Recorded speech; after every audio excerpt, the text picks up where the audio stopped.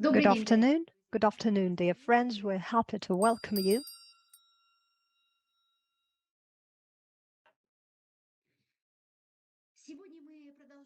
Today we continue with the systematic studies of the Secret Doctrine, and as per tradition, we start the seminar with the Nidanas, with the principles of day, and with the general concept of what we're going to discuss today. As for the method of the systematic studies of the Secret Doctrine, we are now studying Sloka 2, stanza 3. The first two stanzas made us closer to the understanding to a very important stanza. It was a long process of moving on. We had 3 online webinars for the prologue of the Secret Doctrine, and the first stanza includes 9 shlokas, the second stanza includes 6 shlokas, and we are now at the very beginning of stanza 3, and all the discoveries are ahead of us. Dear friends, our English-speaking partners have also joined the seminar. We're welcoming them. Olga Tomchuk and Ksenia Persova are going to be our interpreters for today. Thank you so much for staying with us, for helping us with transmitting the thoughts, which are difficult not only for the translation, but also for the understanding. Thank you for making it possible to express the thoughts and ideas in other languages, and feedback is always very important, and our English speakers are always extending their gratitude for your work, and we are also very thankful to you. Dear friends, today, if we look at this stanza and at today's webinar, we can say that this webinar is going to be intricately connected to human beings, because this stanza and this shloka touches upon consciousness. And this comparison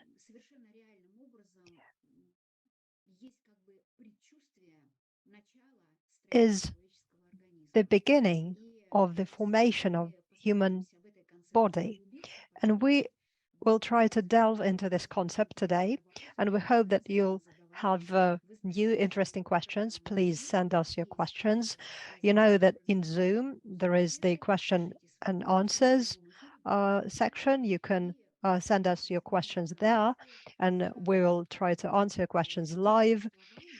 And please follow the thought, the logical and illogical thoughts and ideas that compose the whole method, the whole structure of the Secret Doctrine, and it will enable us together to create this magnetic field, because we all know that magnetism attracts psychic energy.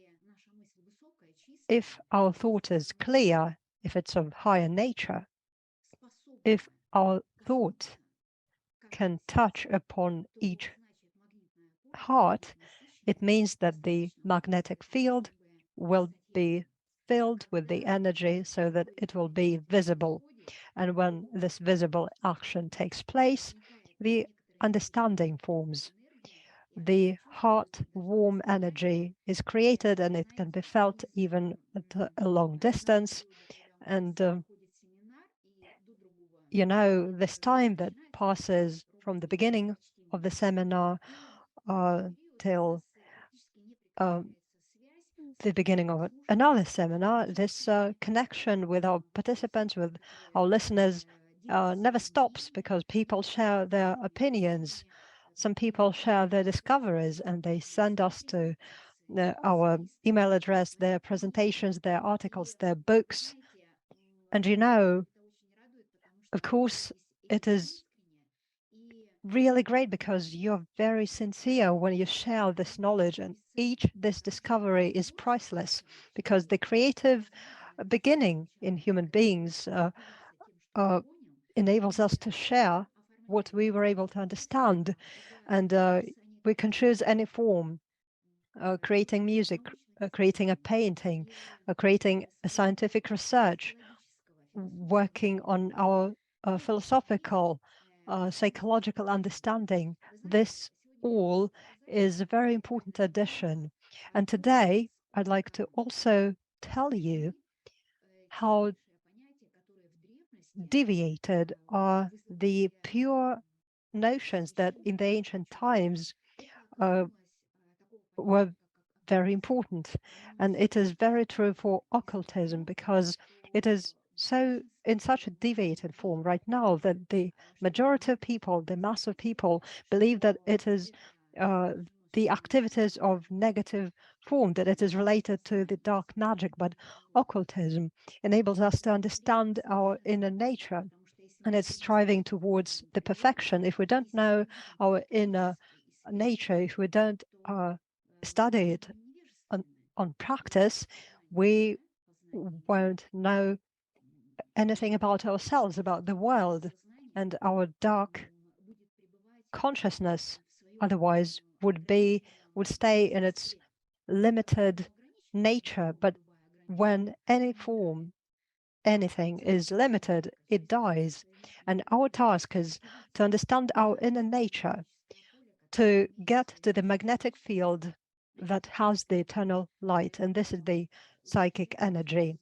That is why the teachers, through Secret Doctrine, through Agni Yoga, told us about the importance of studying the psychic energy. The occult knowledges, the occult philosophy presumes not only getting ourselves familiar with practices or watching upon the practices. It also about reaching the harmony, the balance, and also it's about the studying of this watching process. What does it include? The practical means of learning to live correctly. What correct deeds should we do in our life? Of course, there is a simple answer to that.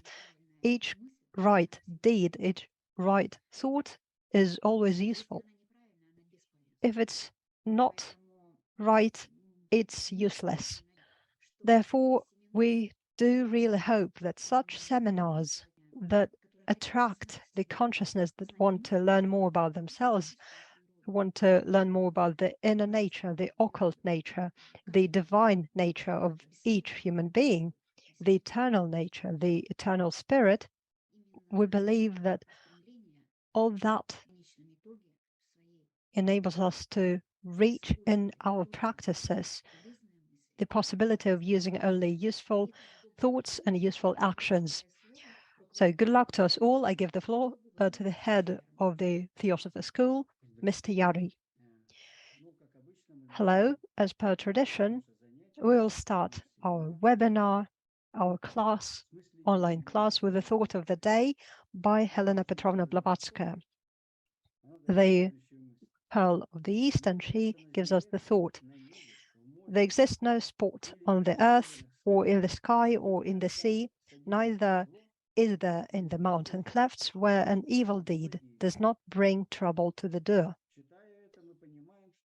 And when we read the thought, we understand that it is about the karmic law, or about the row of nidanas that are of the karmic connection between the cause and the consequence. So this is the connection.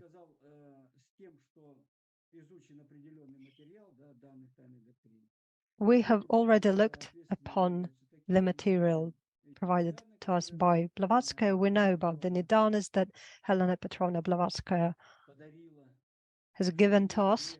as a gift so that we would be able to reach the world of cause and effect and to enter the world of noumens. This composition of nidanas, mixture of nidanas, means that this is the epoch of Aquarius. The symbol is the blue monkey. It is Aerophant, the Aerophant of the Aquarius sector. The nidana of the blue monkey symbolizes, first of all, the pure, sincere, and beautiful thought. And it means that the epoch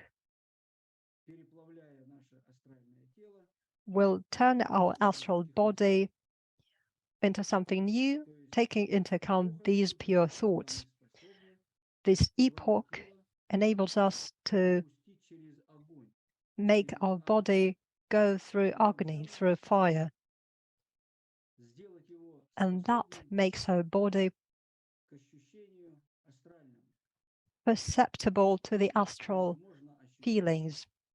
We can, in other words, feel the thin plane, the thin world, or the fiery world. For that, the transmutation of the centers and the transformation of our bodies take place, both mental and the astral bodies. Of course, the transformation of the physical body also takes place because our body will be able to have the vibration of higher nature. This transformation will go through the fiery feelings, the fiery thoughts, and the fiery actions. The age is the age of the white dragon. I've been enumerating that for multiple times. The year, the epoch is the same. The black hair, the month is the month of the blue hair. The nidana of the blue hair tells us about the same epoch, and it focuses on the fiery thought. So this is the time when it is advisable to look at our creative abilities, to apply our knowledge and skills to improve the world, the conditions we're in. The week is the week of the white horse, and the day is the day of the yellow Taurus. The yellow Taurus, it would be correct to say not the word Taurus, but the bull, because we have the constellation of Taurus. So we're talking about the cosmic human being with all the potentiality in its unity, in its concentration.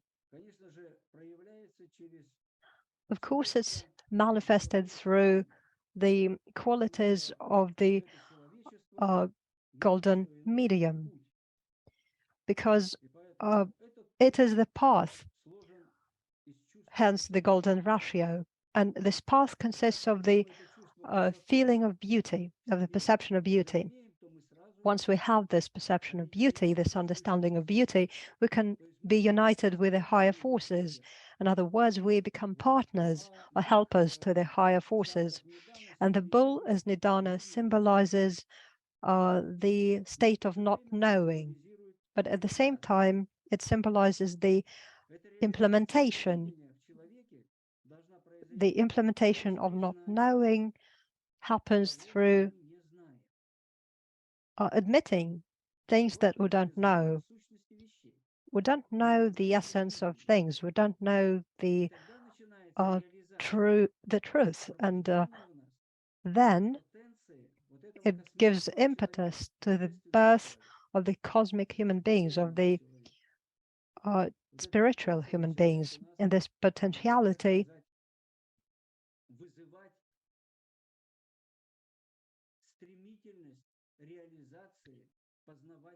accelerates the implementation. It accelerates the possibility of learning. We learn faster once we admit that we don't know things that we don't know. We strive towards learning. And I would say that this is the starting point of the development of humans' will, the development of human beings in terms of consciousness, potentiality. It uncovers the potentiality of discipline. Bull, in other words, works through the human principle. And this principle is the quality of human mind, because bull represents the earth, and the earth is the symbol of taste. And taste, as you know, makes human beings different from others, from other creatures, because human beings can perceive the beauty of nature, of flowers, of paintings. Therefore, human beings have the intricate taste.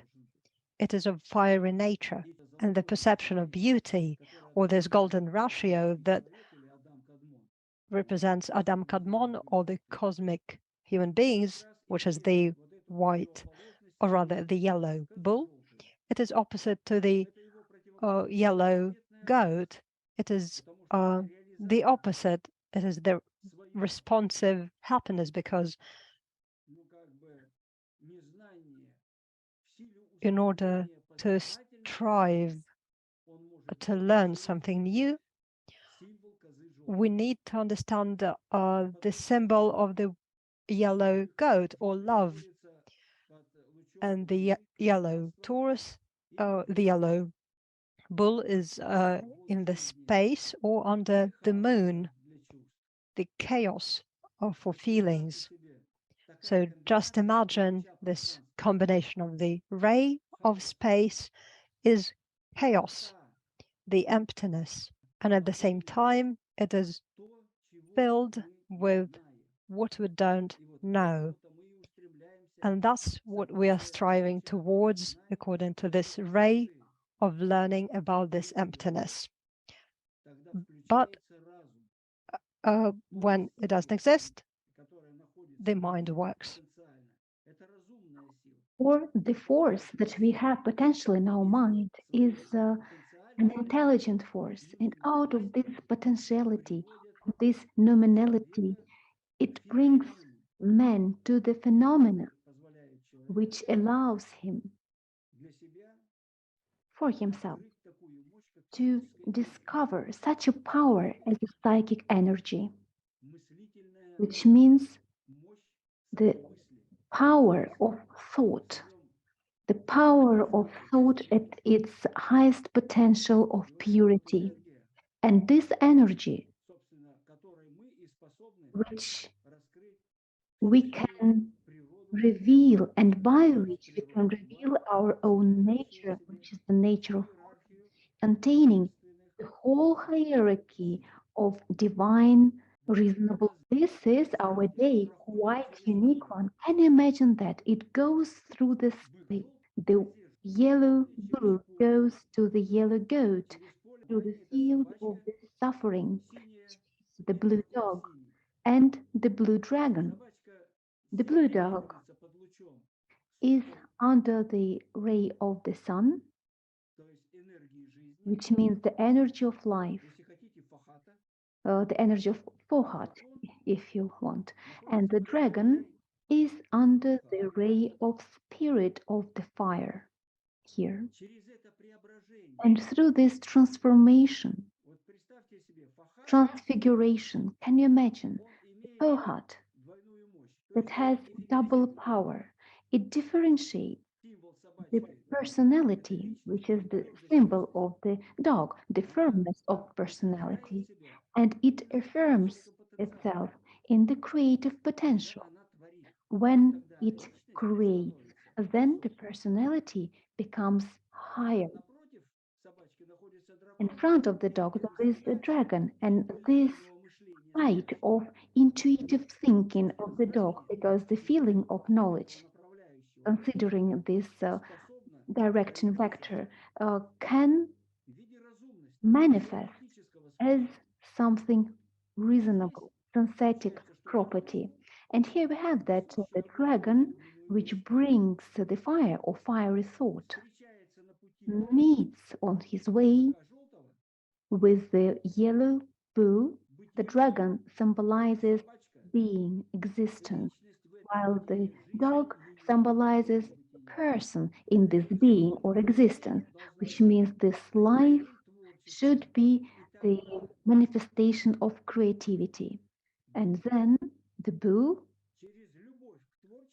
through the love for creativity, can manifest wisdom. This is how the cross creates in this day. And all other nidanas, they are nidanas of the year, century, month, and the week. They create a kind of prismatic ray, which is expressed through the bull by the spatial ray. In the space, these transformations of our space of consciousness occurs because our consciousness has its outlook, and for this outlook to correspond with the reality, we should leave the limitations of illusion. And Nidanas tell us about the combination through the cross, triangle, pentagram, six ray star, seven ray star, nine ray star, and um, in the end, all the composition is human being, and all the 12 nidanas goes as a double dodecatroidon, which is 24 hours or day and night, and or dodecaeder, which is 12 hours, double dodecaeder, 24 hours, day and night. This should be united and inseparable to us. We work during the day, something that we acquire during the night. What do we acquire during the night? The psychic energy, the energy of life. And then certain absorption of necessary power happens. The power that is necessary for our evolution, for development of our consciousness. That's why we have the night when we should be, let's say, in peace, and where the life starts, the life of our ego or higher manas. And we come here at the daytime, and the lower manas start working. Together, they should be connected by the thread of antakarana. This thread of antakarana is a binding agent for higher and lower manas.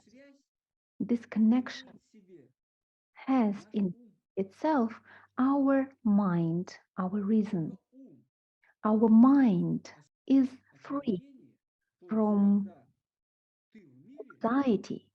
So when you are in peace, when you understood the hierarchy, the lower manas to the higher manas, then this connection liberates us from suffering, because then the man can foresee, for feel, for smell, for sense everything.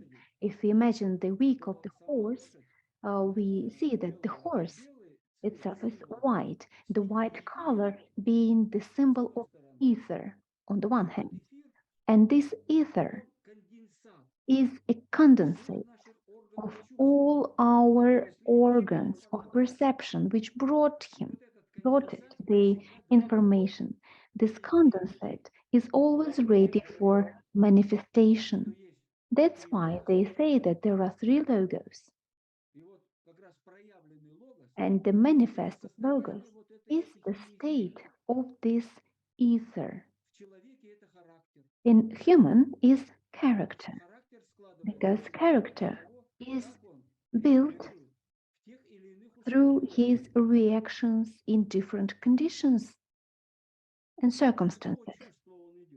What kind of feeling does it come from? Our feelings sometimes get lost. They are external feelings, which means that we should aspire to the astral feelings. For this, we have the era, the fiery thought.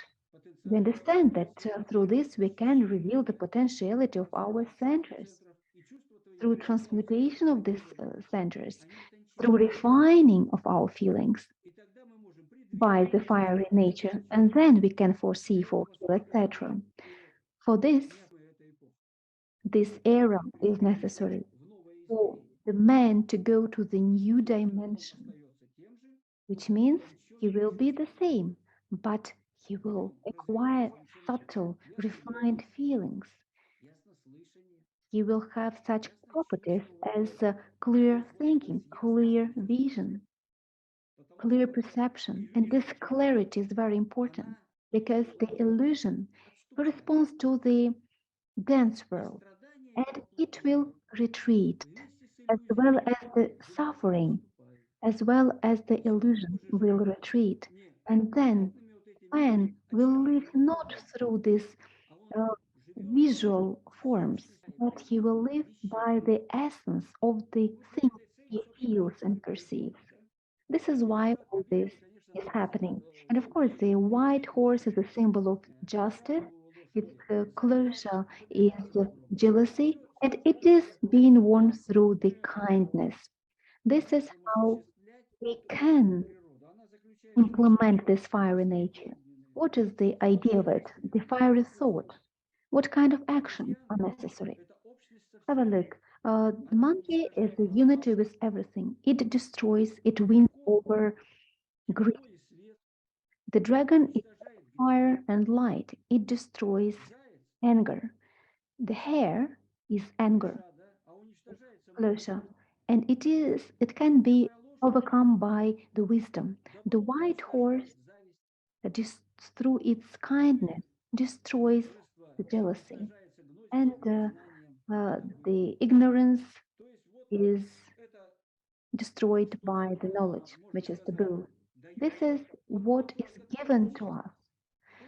How many points, how many entities of these examples that I have enumerated. But also they can work through the cross, the opposites, through the connections, and all these happens individually. It is an individual work of every one of you. It's your work, it's your meditation, which will bring you to peace, to tranquility, to serenity. Your mind will be serene and able to reflect the reality. And then this teaching of parametras will become clear. Then we understand that there are directions of space, the six of them, and these six directions of space where there are 10 nidanas of the cause and effect relation. Two of them are always before something that we start, and these two are always in their element of ether, in this condensate. So as soon as we go to parameter, the direction of space, we always have this condensation of ether. And it always is made in thought of that we can change our character according to the 10 nidanas of the cause and effect relationship. And this is how we go through the circle, going through six parameters. As a result, we have a circle, 60 years, 60 seconds, 60 minutes. So we can change our outlook. Can you imagine that every hour we have a new outlook on life? Because let's not talk about seconds because not everyone is able to do it so quickly to reach another world and live this one. and leave the limitations of time. Let us stay at least, let us reason at least within the framework of hours. And for this, we have planets with their magnetic energies, the planets bringing us new breathing for our mental. Because you know that helium is very important for our imaginary, for our mind skills. And these mind skills reveal the potency of the reasonable forces. Uh, Also, the wisdom and tenacity, which are necessary for our development, reveal. Then the creative personality reveals by the creative actions. And this teaching, which used to be occult or hidden, and was only destined for high mountains, Tibet, where they were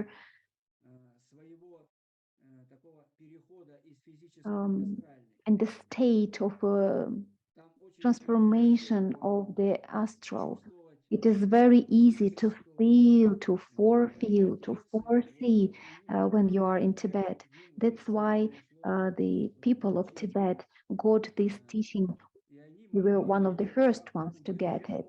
And to learn how to hold it, how to keep it, how to keep this knowledge.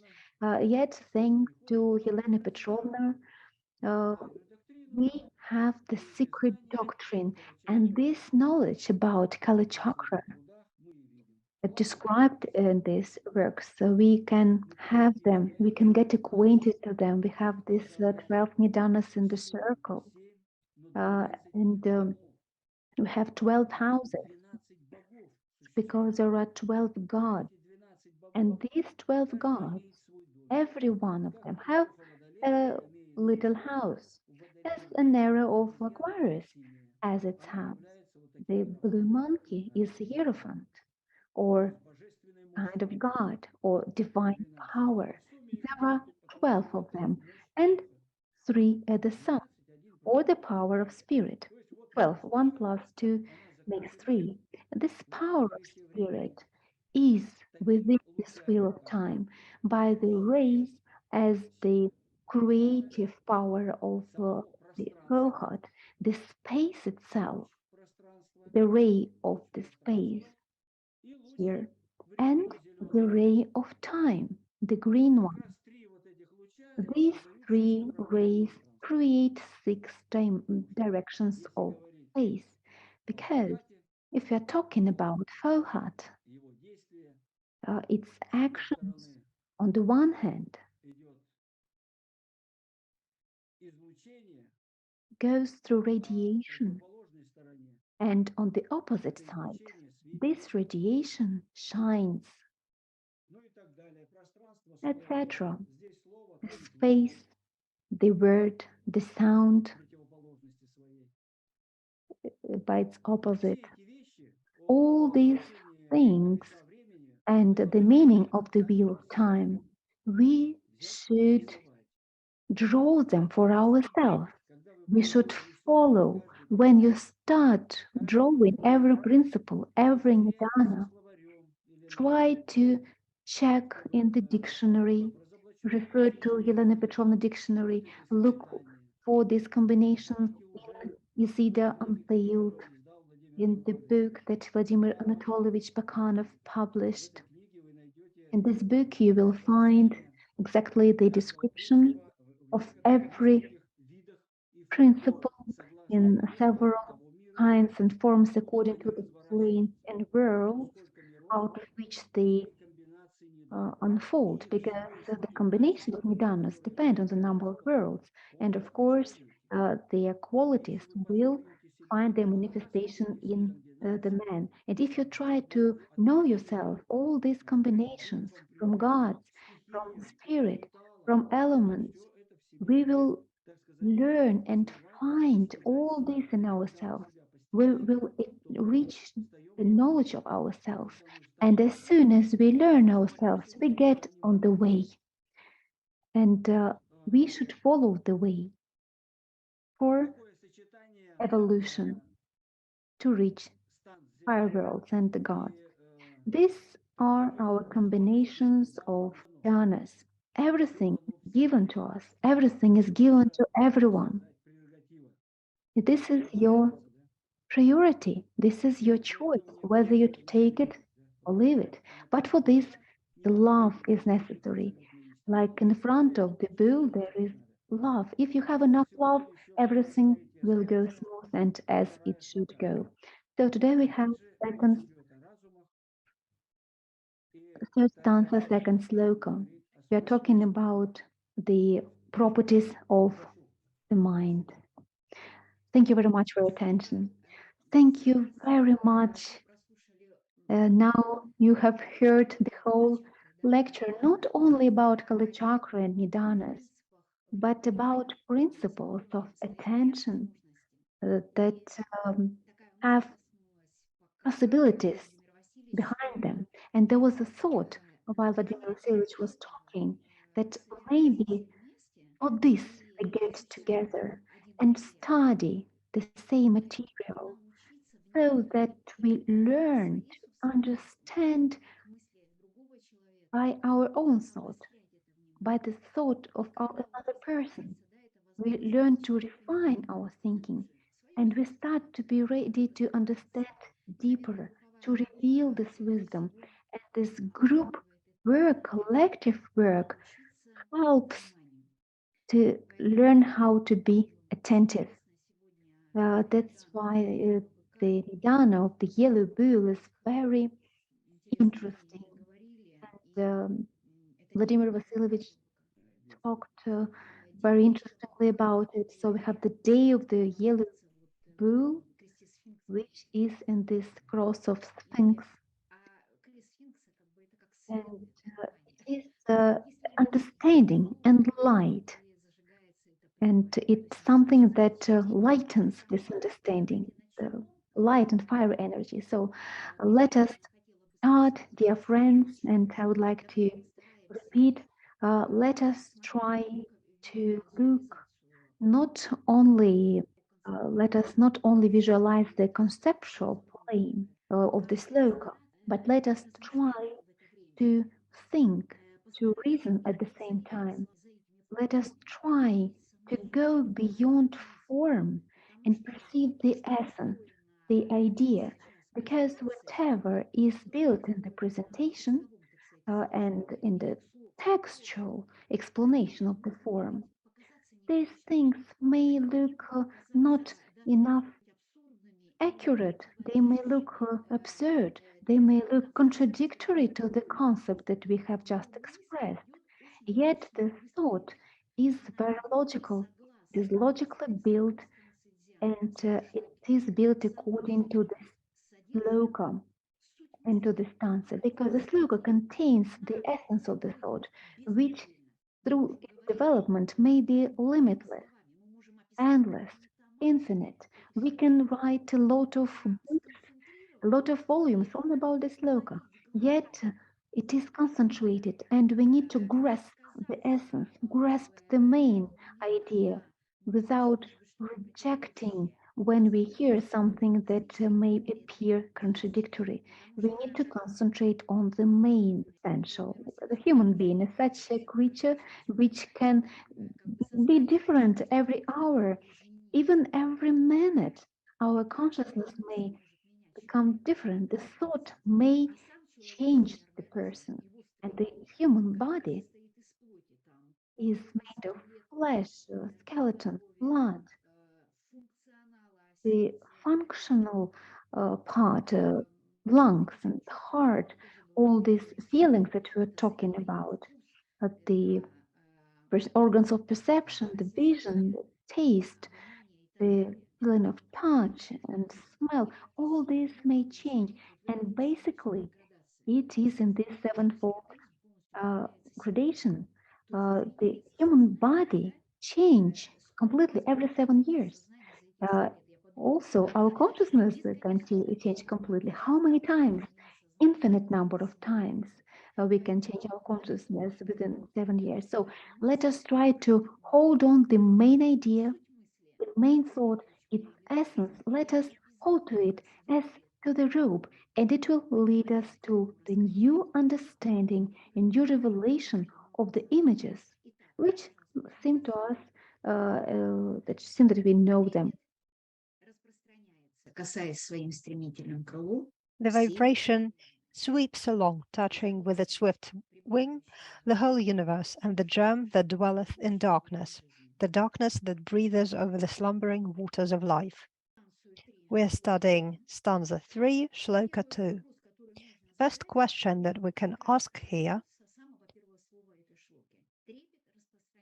starts with the very first word of the shloka. The vibration sweeps along. What is the vibration? Once the vibration starts, it seems that differentiation starts, but has it already begun? And what period corresponds to the state of the universe and the vibration? This vibration is the last one before the differentiation. That is why it touches upon the whole universe. This last vibration spreads because it has turned into a swift wing. In this paragraph, we explain the whole stanza, but then we have the next question. What is the swift wing? This is the state that holds everything together in its impetuous movement. It is the seventh state, which is the last one before differentiation. And that's the only reason why it's possible. After this last vibration or swift touch, darkness becomes light. How does it happen? It is the monolithic solution of the space of fire.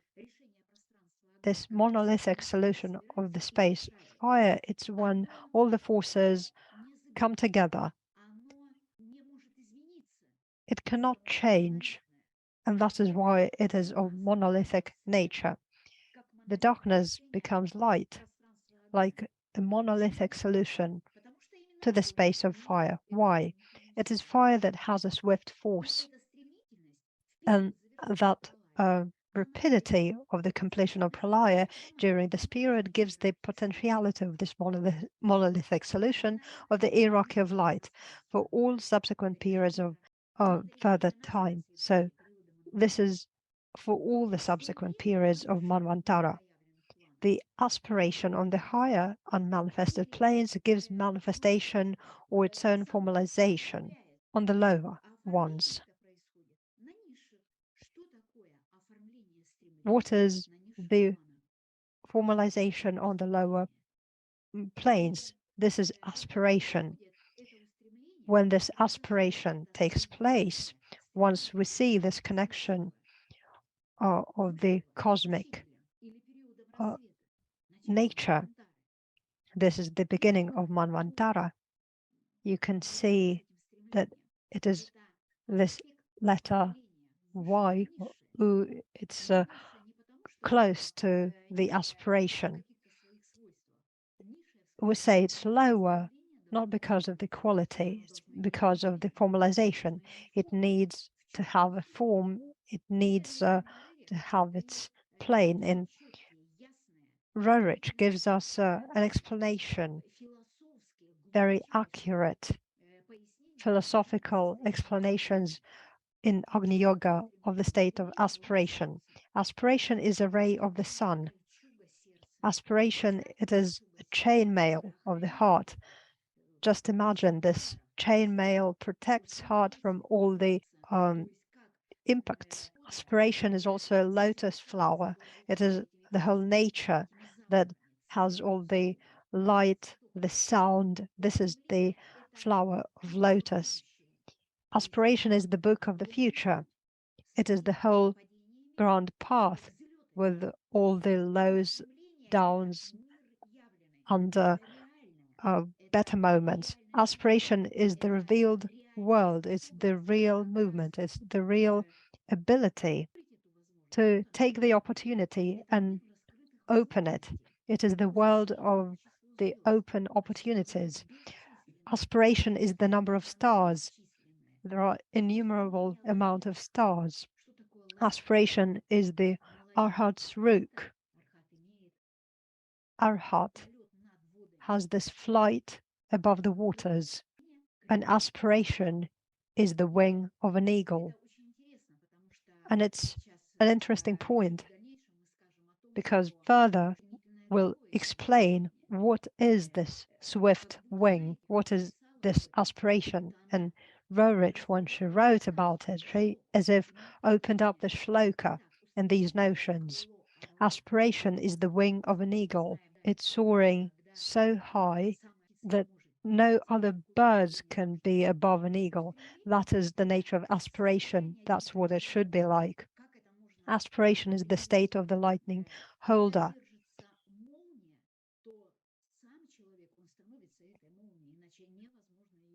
When someone holds a lightning, he turns into lightning. This is the state of the lightning holder. The holder is full of fire, is burning within this fiery aspiration. Aspiration drives all systems of cognition. It is another aspect. There are many systems of learning, and all of them are full of aspiration. Aspiration is like a wing. It corresponds to a swift wing. This is exactly the touch of the entire universe, which corresponds to the symbol of Kalahamsa bird. So the conclusion is Kalahamsa's wing was not divided. That is why it possessed this impetuosity, transmitting unity to all Manvantaras. This is the first discovery on the concept, on the understanding, on the depth of the shloka. This swift wing gave unity to Manvantara, but the unity to all Manvantaras, the unity of what? The unity of opposites. Pairs of opposites form the universe at the moment of the last vibration when the wing touched in singular, but not the wings in plural. At that moment, the vibration touched the entire universe. The world harmony, which is the law of the universe, is unity in the multitude and the multitude in unity. The immediate answer to this is a number. It unites the multitude. It is the beginning of every measure. This is the quote by Pythagoras. He's the creator of the system. He was the first one to tell us about the number in unity. It is the unity of the multitude. It took place in the shloka according to the period of the evolution of the universe. It is the beginning of the measure. We use it to measure things. We need the form, the object that will enable us to take measures. And that is the point of time when the measurements began. The non-form gave birth to the form, and as a result, we had the consciousness that was able to take measures in all its forms.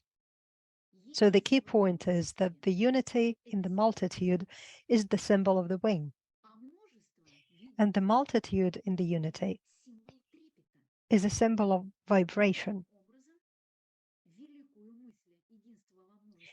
The great thought can be applied to the understanding of the shloka, and it will enable us to see the symbolism of the notion of the vibration and the wing. In unity, therefore, the multitude forms part of unity, its definition and dismemberment. Being one in itself, the whole appears in space and in time as a multitude. You can see a multitude of pentagrams and they're connected with each other. And as a result, you can see the harmonious, balanced picture. And just imagine that each cell of this pentagram is the consciousness of human beings. that can be filled with their own individual light, or manos, or consciousness, or understanding. And that's when the correlation of light takes place. It moves from one cell to another, from one consciousness to another, and that enables us to take measures to compare our understanding of the world with that of another person. And that's how the great connection of the divine and of the human nature takes place, of the mortal and immortal. But the unity should also have the quality, the properties should be developed. Otherwise, there wouldn't be any differences. Multiple forms is already the unity. The basis of the Pythagoreans' teaching was a categorical pair of two opposites, the limit and the infinite. The infinite cannot be the one beginning of things. Otherwise, nothing definite, no limit would be conceivable. So the key point is the following. The vibration spreads, touching the whole universe with its swift wing. The phenomenon of touching a swift wing is a limit.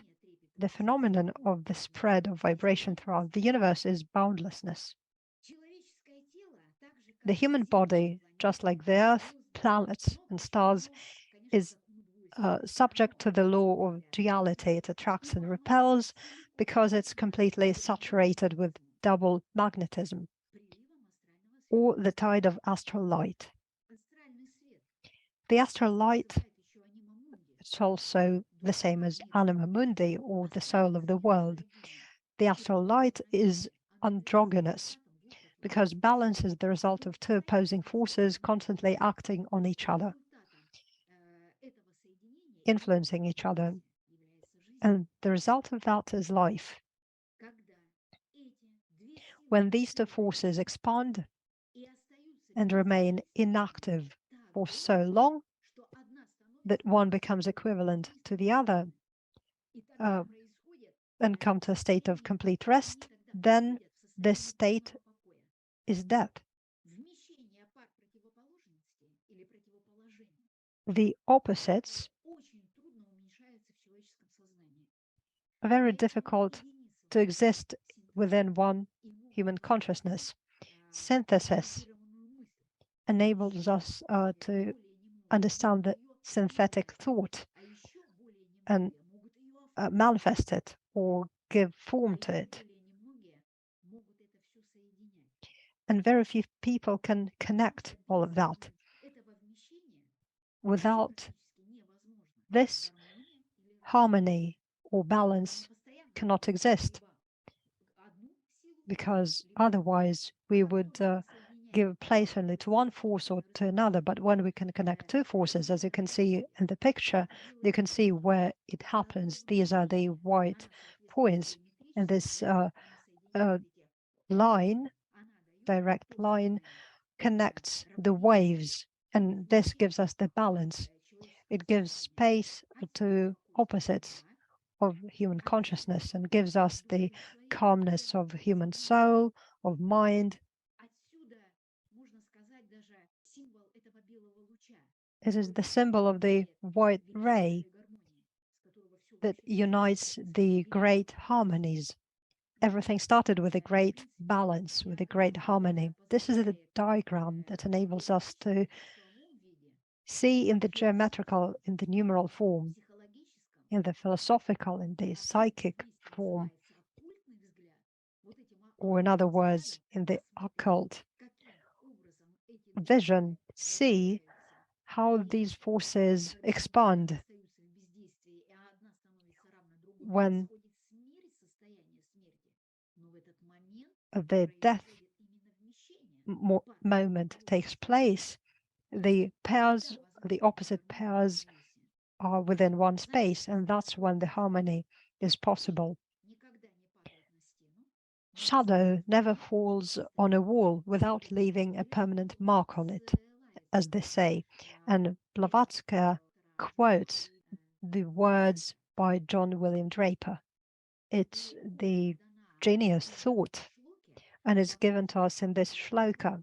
So let's try and use this method of comparison. Let's try and have a look what this thought will give us in the understanding of the structure of the period of time of the universe that is given to us in the shloka.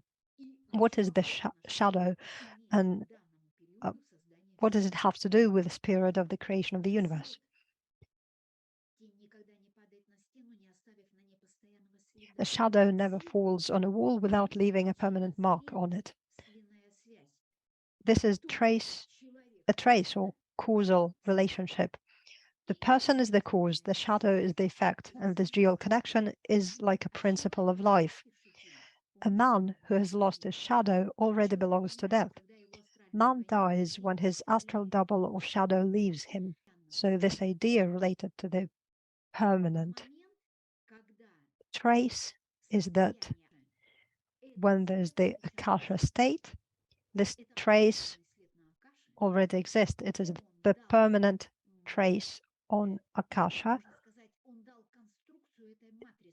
and this is the base of the construction of the matrix. It is the foundation of the geometry, because the permanent trace, or the possibility to move according to the cause or the consequences, the information field is filled by akasha. The matrix is filled by akasha. Hence, this saying, a shadow never falls on a wall without leaving a permanent mark on it. And this shloka means that this trace has touched upon the akasha state. So the key point is the following: the spread of vibration and the touch of a swift wing corresponds to the potential origin of life. This is the permanent trace of the waters of space, or the anima mundi, which permeates, animates, and fills everything, from the smallest atom of matter up to the man and God. This is how this thought is revealed in this. Yet, how can it be possible? Of course, it is connected to the symbol of Kalahamsa. Let's have a look. Kalahamsa, or Hamsa in Sanskrit. First of all, it is the mystical name given to Brahma or Parabrahma, which means sworn within and beyond time. Within time and beyond time. Can you see how this mark, this trace pattern changes? It is the one that tells about the beginning and reversed, that is the end. This is the cause and effect relationship. The symbol of Brahma is the symbolic bird dropping an egg into chaos, which turns into the universe.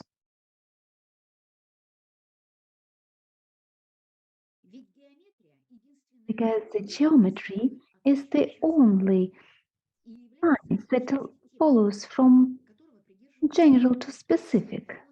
Also, it is the method that followed Plato, and the system was built on the metric speech.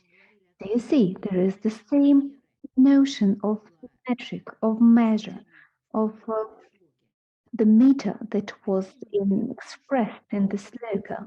And now we are saying that Pythagoras built the system on the metric speech, on the dimensions, on geometry. And Plato, the follower of Pythagoras, understood it so completely that he claimed that the decaeder was the geometric number that God built the universe on. The word Hansa was carved on the walls of the temples and symbolized the perfect union to which heavenly beings aspire. We revealed this union in and out of time. in and beyond of time. And when they get connected, we achieve the state of the infinite. Now, the swans also symbolize inhaling and exhaling, breathing and spirit. Brahman, the unmanifested, as well as the creator Brahma, is called Kalahamsa, which means, as explained by Western Orientalists, the eternal swan. Thus, a big mistake is revealed. Let us have a look. Brahman, unmanifested, should be considered first of all as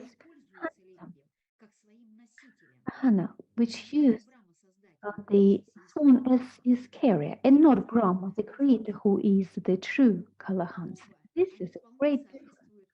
Both of them correspond to our terms, as Elena Petrovna writes, or one-syllabed, three-syllabed, and seven-syllabed, denoting all one and the one, everything in everything. How does it happen? Let's have a look. Brahman, the unmanifested, we can say it is one-syllabled. Brahman as Hamsa Vihana, the one that this unmanifested Brahman uses, is three-syllabled, or that mind, the high cosmic mind, the three. And Brahma, the creator, is seven-syllabled. How does it denote all one and everything? Because it is a description of the same divine Brahma, yet his different stages. Before it was then manifested. Then, as the carrier of mind, three-syllabled, used it, and this movement started. He became the creator. That's why he's seven-syllabled. And this all one, as Elena Petrovna says, this all one for everything in everything.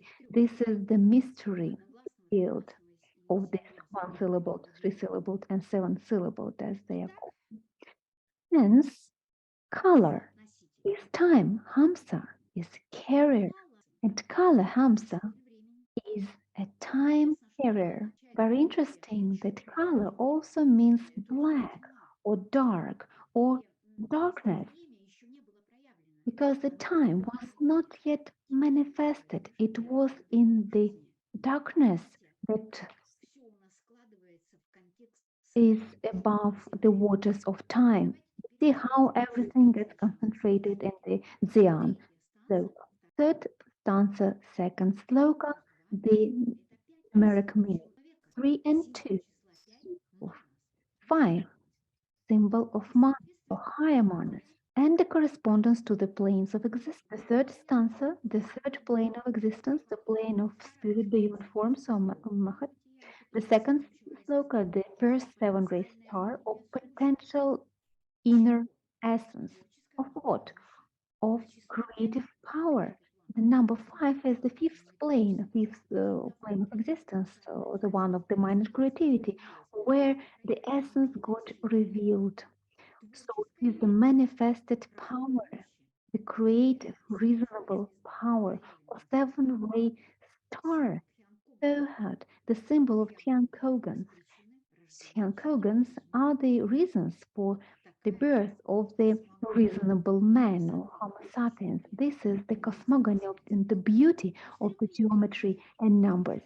The aspiration drives all systems of cognition. It means a striving or swift wing, and the last vibration adds the unmanifested discreteness of the state of being into a single state, the seventh. What does it give? It will give the manifestation of mind in the end. What would be the conclusion? The conclusion, second sloka of the third stanza, is the inner formation of the carrier or basis of time, its inner essence, manas, which as condition will become the appearance of time. Then, when the time comes. In Sanskrit commentaries to this stanza, the terms used for the occult or hidden or manifested principle are numerous, because from the earliest manuscripts of Hindu literature, an undeclared abstract deity has no name, which that usually they are called Zat or Tat in Sanskrit, which means everything that is, has been, and will be, or that can be so comprehended by the human mind. And among these kind of terms, of course, only in esoteric philosophy as unknowable darkness or vortex, etc., also called it is from Kalahamsa or Kalahamsa and even Kalihansa or black swan, which means Hamsa as equivalent to Hamsa. We have three words, Ha, Ham, and Sa, which means I am him. And divided differently, it can be read as So Ham, he is me. And you see, in this only one word, the one who understands the language of wisdom, there is a world mystery, the doctrine of the identity of the human nature with the divine nature. From where we have the glyph or allegory, or the name that was given to the unmanifested Brahman, or Hamsa Vahana, the one who uses Hamsa as his cart.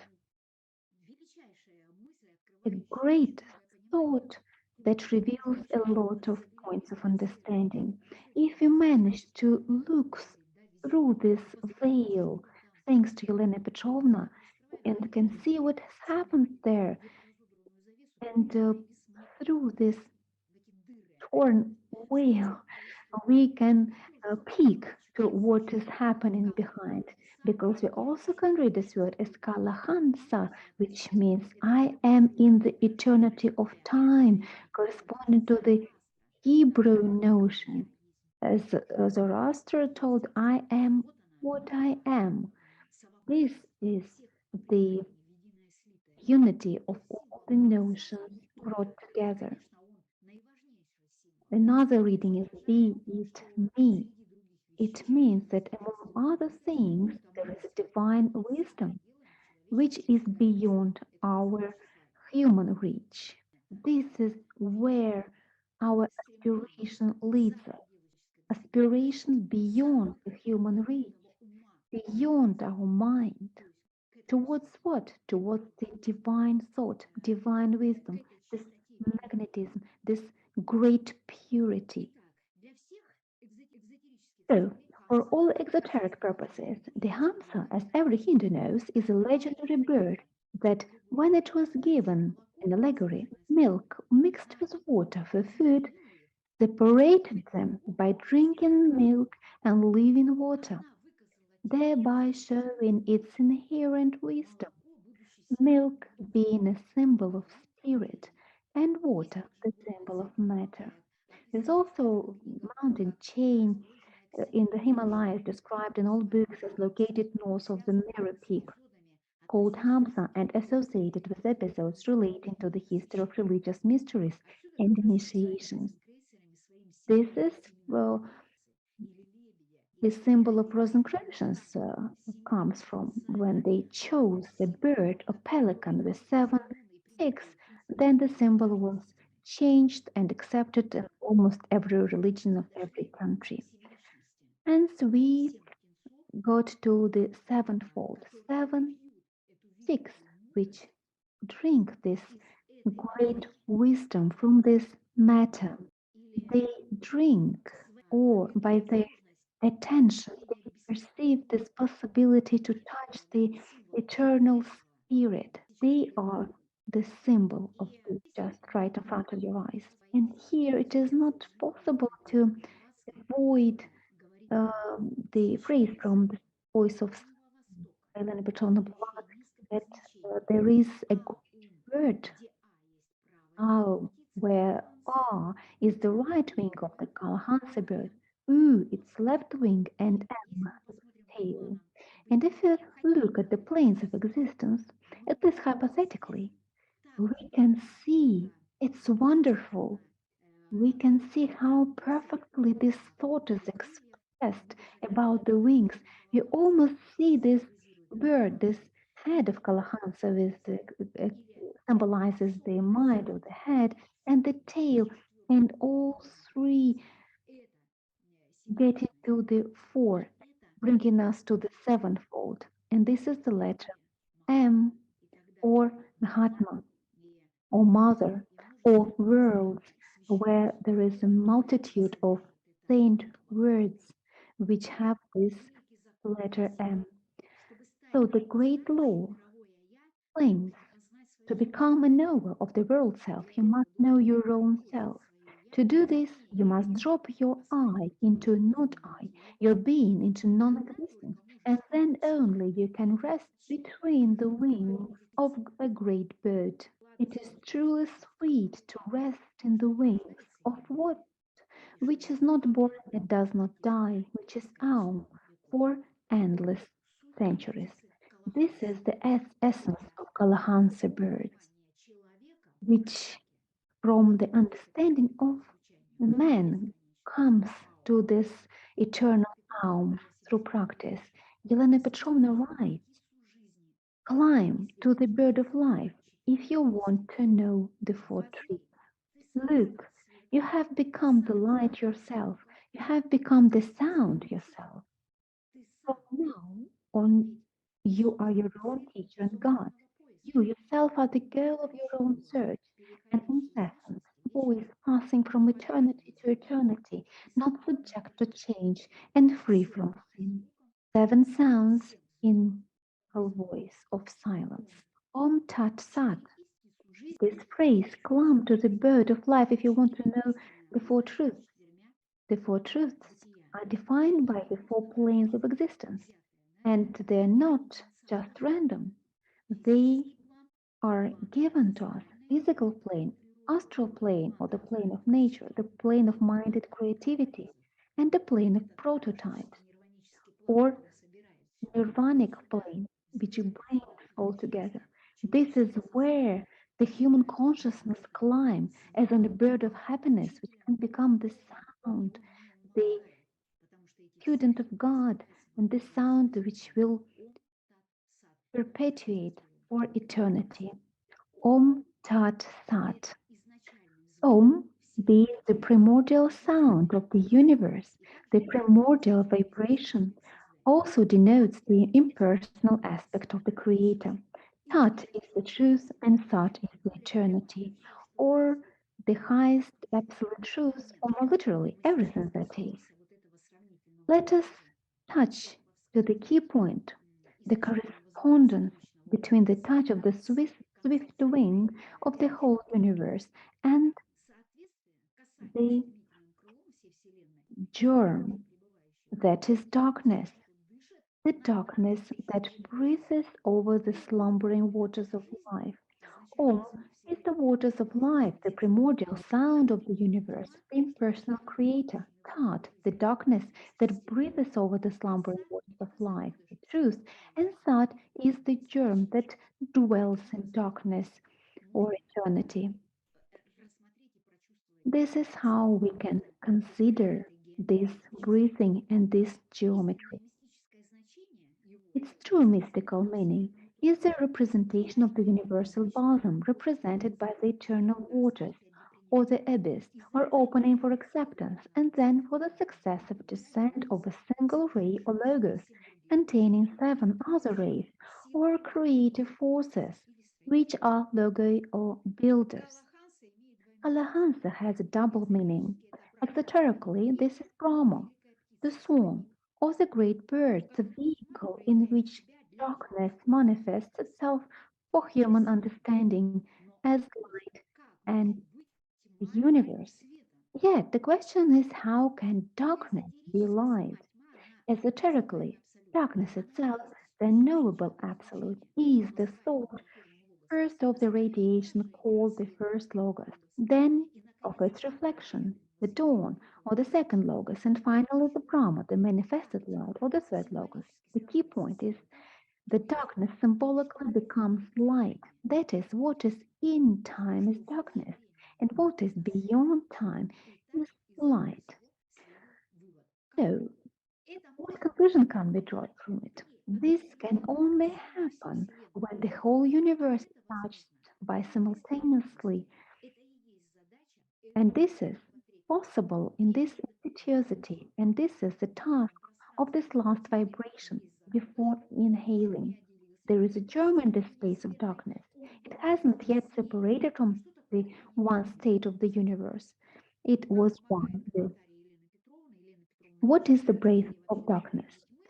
From Helena Petrovna's commentary, we see that the idea of breath of darkness moving over the slumbering waters of life, in other words, the idea of primordial waters containing a latent spirit, brings to mind the first chapter of the book of Genesis. The original here is the Brahman Narayana, the mover of the waters, the personification of the eternal breath of the unconscious everything of Parabrahman, which is spoken of by Eastern occultists. The waters of life, here symbolically expressed as the feminine principle, is that emptiness, from the point of view of our mind, in which spirit and matter rest latently. This is why Democritus, following his teaching of Lucifer's, claims that the origins of everything were atoms and emptiness, understood as space, but not as empty space, because basically every ancient philosopher was talking about the nature and the emptiness, and in every cosmogony, the water plays a very important role. And the scientists took this abstract term of water, started to talk about this chemical formula H2O, and gave a concrete, exact meaning to this notion, which used to be as a general uh, notion, and it used to have metaphysical meaning. Because, as a matter of fact, the ice is not water, the vapor or steam is not water, yet they have the same chemical formula. So, the breath of darkness over the slumbering waters of life. This is the vibrations that touch the whole universe with a swift breath. And after this touch of the waters of life, the ocean of immortality will turn from dormant to the breath of life, and waves will appear, or the rhythm of high and low tide, day and night, etc. What conclusions can be made of this? The breathing of darkness is the movement of primordial matter with an unmanifested spirit in it, the unique states of space. The space behind the circle is darkness. The dot is the unmanifested spirit. The vibration is the space inside the circle. The circle with a dot, Pythagorean monas, the root cause. Monad emanates from the unique monas, the root cause. Elena Petrovna writes, throw the stone in the water and you will see the circles. This is the simultaneous touch of the whole universe, the whole world. The universe here is not at all cosmos or world of forms, but a formless space, the future carrier of the manifested universe. Space of the waters of space, the eternal darkness of Brahman. The germ is the one with the space because it is infinite, it is indestructible and eternal. If the germ is one with space, then how does the vibration touch it? The vibration corresponds to the dot, the unmanifested logos. The darkness implies an unknown universal unity, and if we compare it to the first and second logo, the vibration touches the whole universe and the germ, which is hidden in the darkness that moves over the waters of life. This is breathing. This is the state before the breath. In this case, the last breath, and there will be an exhalation that will revive the waters of life and begin the knowledge of life through the germ. And this dot in the mundane egg is the germ inside it, which will develop into the universe, into everything that exists, into the boundless periodic cosmos, the germ which is periodically and alternately either hidden or effective. The Pythagorean monad is also said to reside as a germ in solitude and darkness. All these are confirmations. The circle is the divine unity. from which everything comes and to which everything returns. Its circumference, a relative symbol due to the limitations of the human mind, presupposes an abstract, eternally unknowable presence, and its area is the universal soul, although both of them are one. The vibration sweeps along, touching with its swift wing the whole universe and the germ that dwelleth in darkness, the darkness that breathes over the slumbering waters of life. What has the power of propagation is the last or final one before the start of a new action or cycle. The power of the vibration of darkness, or the breath of the spirit, which rose above the slumbering waters of life, touches in its swift movement the entire universe and the germ that dwelt in it. From this moment, another process begins. Which one exactly? The conclusion. The waters of life have ceased to slumber, since absolutely all space is touched. The first movement of the wave or rhythm was given. The breathing begins. Thank you for your attention. Thank you so much. We've received a lot of questions. Of course, we'll try to answer questions. Thank you so much for staying with us until the end of the webinar. Thank you for your feedback, for the hearts that we're receiving. We hope that these simple words that were uttered today and this simple visualization will be continued. You will continue them. You will be able to meditate on that. And we've received a lot of questions. Thank you so much for your feedback, for writing to us. And we have time, enough time to discuss, to meditate together with you. How does the vibration spread? Vladimir, I give you the floor. How does the vibration spread? Rapidly. The vibration spreads in no time, just like the vibration touches human heart. The human heart starts fluttering once it's touched with the higher nature, or rapidly, as you said. The swift wing, does it have the force of the spirit? The swift wing has the force of this chaos. Well, if that was your answer, I would add, if we take any phenomenon within this stanza or outside of this shloka, any phenomenon is the force. I'll try to form my thought. When we get back to this shloka, the force of will, the force of spirit, of the divine, and of the cosmic consciousness. That is what is in the shloka. All these forces are collected, but they're collected based on this eternal breath or chaos. That is the source. Another question, the conclusion, the unmanifested waters of life, unmanifested spirits. What is it about? It is the beginning of the movement, the unmanifested spirit or the matter that are hidden in the waters of life. The waters of life is the space. And in other words, it's the space of the unity.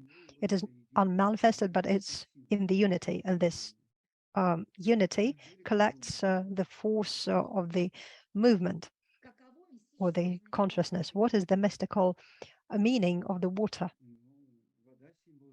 Water is the symbol of life. The united space that we're currently discussing, it is the space of life. It is also the ocean. And Blavatsky says the ocean of life, the ocean of eternity, immortality. The drop of this ocean can give life to any world. A drop is of triple nature. It's the triple nature of the life force. What is this force? It's the drop of the ocean of immortality. It's the force Sana, Sana Kapila and Sana Sujata. And also we've received questions at WhatsApp, and we have a participant live who's listening to us live. He says, Vladimir Vasilyevich talked about the Antakanara rope. It's the connection between the higher and lower manos. How can we move to the upper one? Your lower self should be subordinate to the higher self, or the septenary nature. Antakanara rope has 7 steps, and we will become septenary as a result. The next question, why in the second shloka, stanza 3, at first they say about the immortal germ and not about the immortal egg?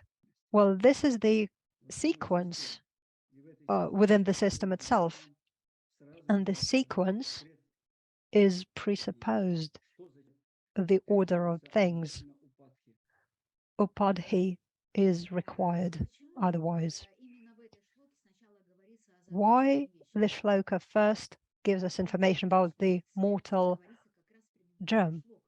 The immortal egg was discussed in the previous shlokas, and there we were able to read about the gradation of the universe, the golden, the immortal, the eternal.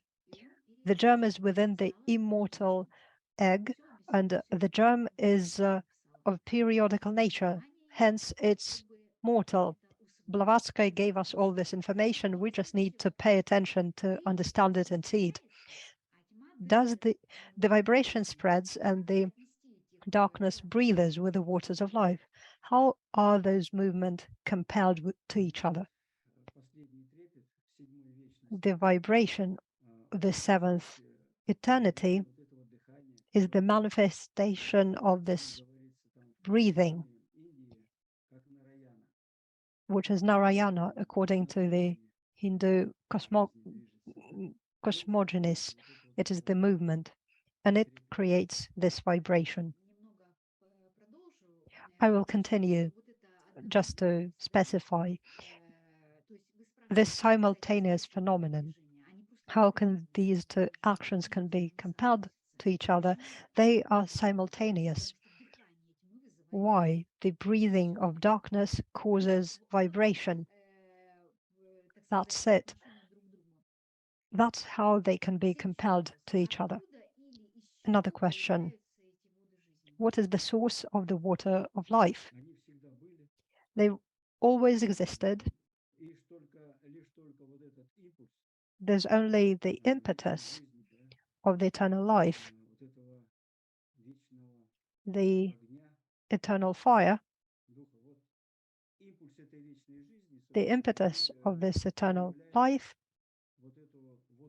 manifests the waters of life, is manifested by the waters of life.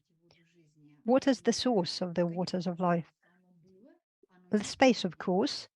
It has existed and it will exist. As for the source, it's the causeless cause. The transformation, the appearance of the waters of life is the cause of the creation of the universe. So that is the answer. Let's look at other questions. We have time. We can take some more questions, and thank you so much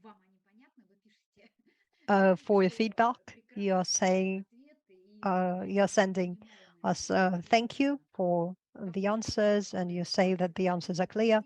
Stanza says that the vibration touches upon the germ that is in the darkness. Does it mean that the universe is not in the darkness? The universe is in the darkness, just like the germ. That's why they're in the darkness, and the swift wing touches upon both of them.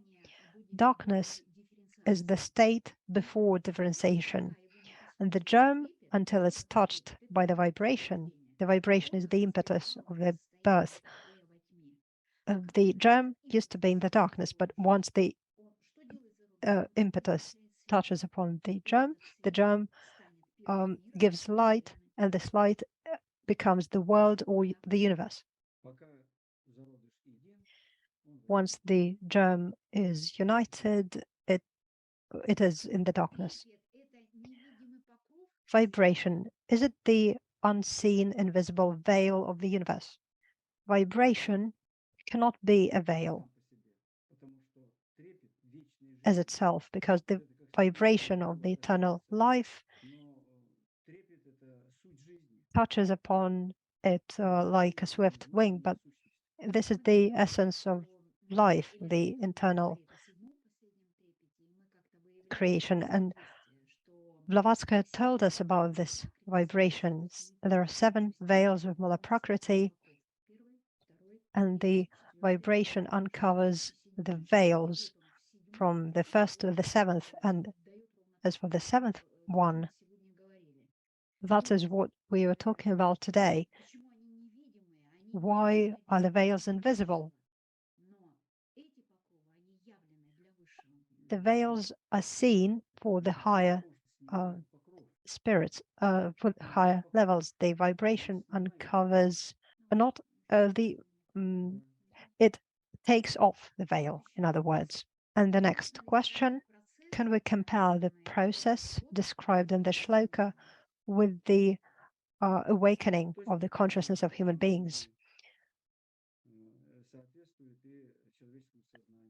It is very similar to the human consciousness, but it starts with a manifested world. This process starts with the earth. We often say that each shloka corresponds to consciousness of human beings. And we're talking about such high principles that we can say that shlokas of the first volume of Cosmogenesis correspond to the potential possibilities of human spirits, human nature, and human body. So this is the analogies that we're talking about. So these are the laws that we should compare with. We have some other questions.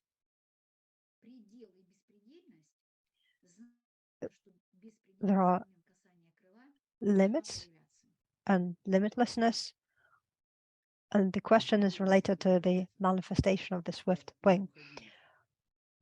The limitlessness is necessary for the evolution of the human beings. It is the consciousness, the mind, and all the potentiality of humans. Well, I've just realized what this question is about. When we were talking about the limitlessness and the limits, we meant that the universe became visible. It was the beginning of this cycle, not that it was manifested. It made the beginning of this cycle visible. So that is the context that we were talking about. If a human body is full of astral light, the inflow of astral light, the triple nature, the magnetism is manifested in this case, not the astral light, right? So we can say that everything is light. Everything is light. Hence, all of us are the carriers of this light. We're filled with this light, the astral light. And human beings are the stars, and the star is the symbol of the astral light. We are the carriers of this astral light, so we are filled with this light. As for magnetism, it's the property of 2 flows. The centrifugal forces create the potentiality of the magnets so that they would be connected. And within this connection, life is manifested, and cross is the symbol of that, or Mula Torah, or swastika. This is the double movement.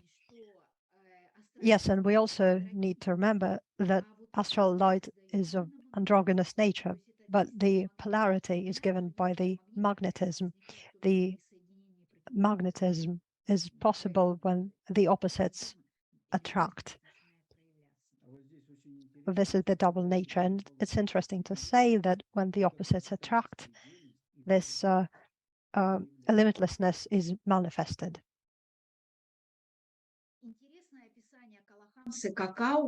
A very interesting description of Kalahamsa is, let us suppose that the person flies as Kalahamsa when he corresponds to Elm.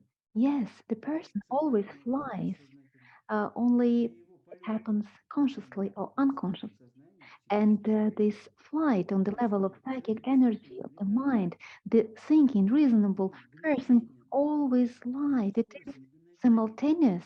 It is instant because the flight of the thought is instant. We do not only suppose, we should also prove. And today we're talking about this sound of owl. There are three worlds. The human flies when he puts together these three worlds. The man who joined these three worlds or three cycles becomes conscious, aware. The is the past, use, present, and the future. Another question, if the darkness which breathes over the waters is truth, then what is light? The light is the carrier of truth. I'd say that the light is the manifestation of truth, and the carrier and manifestation both. How come? Because the ice, steam, and water have the same chemical formula. Yes, the chemists proved it. The chemical formula is the same, yet they have different tastes, different forms, different shapes. Yes, the chemical formula is the same, but the states are different, which also correspond to the proven scientific base by our scientists. Well, the last questions. The waters ceased to slumber and the breathing started. But before that, the breathing was not. Look, the breathing always is. Yet the life in our understanding of it only starts at the differentiation of this eternal breathing. Then comes that the breathing of the waters of life starts. Before there was the breathing of eternity. I would say that here, if we follow the planes of existence and consider the um, third stanza of the second sloka, the waters that we used to consider as potentiality, because this potentiality will be the great Maya. These waters of chaos, when they get together at the inhaling, the waters of chaos, by this they have their own combination for development of all the future consciousness of the same Brahman when the differentiation begins. Yet the differentiation starts and Maya becomes illusion. And through this illusion, the human being should reach the liberation, the freedom. Yes, of course, this breathing existed. We cannot say that it didn't exist and it just appeared, but it was latent, it slumbered. Yet when the breathing starts, it starts only after inhaling, after the exhaling starts, and then the movement begins, which means the universe will get awakened after the slumbering state or Pralaya. Why? To start building its own shape. This is how we achieve this insight, another insight according to the sloka about the awakening of the universe in order to build its own shape. Dear friends, our seminar is touching to its end. Thank you very much for being with us. Thank you very much for following this thought that was expressed in the beginning. we systematically, methodologically followed it through all the notions that are in the commentary to the sloka. Sometimes, of course, we went beyond the sloka because every notion is so ample, is so big, is so connected to all others that this picture always gets beyond the frame. And it is good because the creative thought cannot be limited.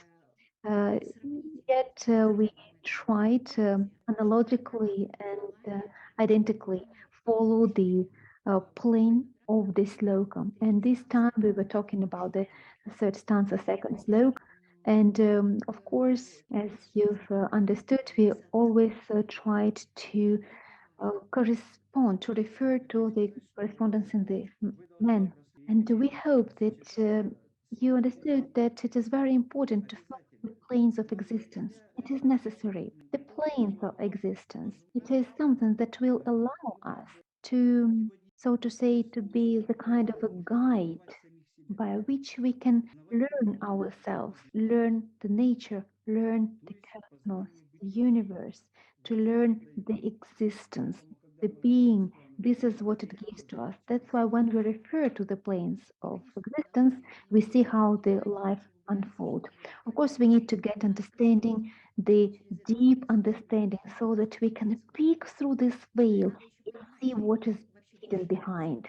You should also understand that the highest principles of planets, they contain all the human monads. And that equilibrium, the balance we talked about, how can we reach it? The balance is reached by the growing of the psychic energy. This is extremely important. This is the importance that goes with as a red thread through our whole seminar from the beginning when we were talking about the principles and how it all happens till the end. Yet the power of psychic energy is incredible and limitless in manifestation. Why is it limitless? Because the human being is an individual menace. It is an individual mind.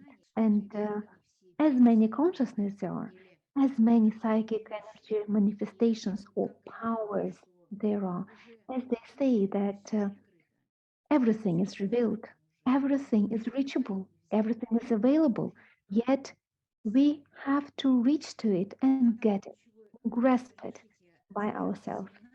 Let me finish this seminar at this key point. We thank our interpreters, Ksenia Perseva and Olga Tomchuk, who were with us. We thank all the participants. Thank you for your questions.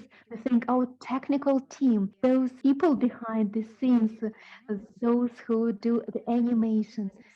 Thank you very much for your help, for your precious help, Alexander Kuleshov, Yuri Butin, Vladimir Gorov, and Brezhnev. Thank you, all the team who is with us from seminar to seminar, who follows us, who supports us, and this live body is also united and unique.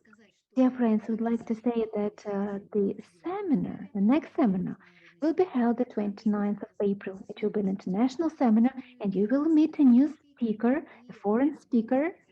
There will be several of them, and they will present their research. It will be very interesting. Just join us. And on the 6th of May, we invite you to participate in the Day of the White Lotus in Moscow, and you'll be able to follow all four chapters of the beauty, the garment of truth about the Blavatsky whole day from 11 o'clock in the morning till 6 p.m.